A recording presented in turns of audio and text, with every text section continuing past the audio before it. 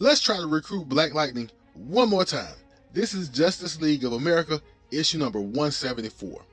So in issue number 173, a few of the Justice League members scoped out and tried to recruit Black Lightning to the team. They were less than successful for a couple of reasons. But in the background, we found out about this villain named the Regulator, who is this ex-Star Labs employee who was fired and then committed for what he says is trying to help the poor and disenfranchised. And that's where we pick up with him breaking into the lab to try and get to a particular piece of equipment. And although his first intentions were to unalive the security guard, he thought better of it, but the mission to get revenge on Star Labs and all the people who crossed him is still on. What is this mission? To take the rats he is currently in control of, put them in this machine, and grow them to 100 times their size to try and take over Metropolis and then spread out from there. Meanwhile, back on the Watchtower, Green Arrow is not through trying to recruit Black Lightning because he does think Black Lightning is a great fit for the Justice League.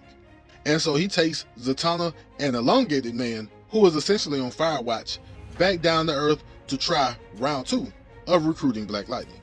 This is when we found out that because the security guard survived, he was able to trip the silent alarm and off go the Justice League and a tired Black Lightning.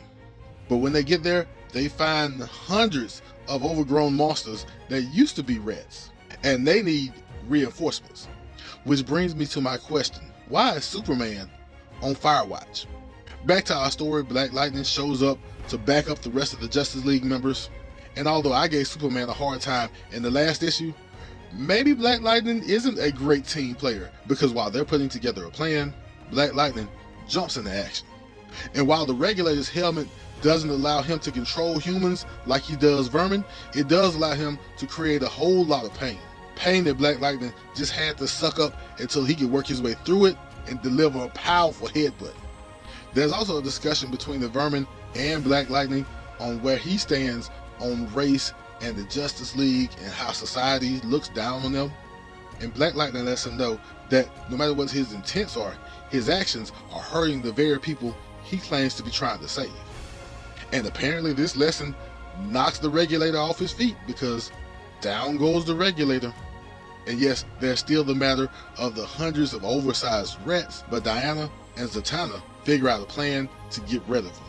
And after all that, the day is saved, but Black Lightning still declines the invitation from the Justice League.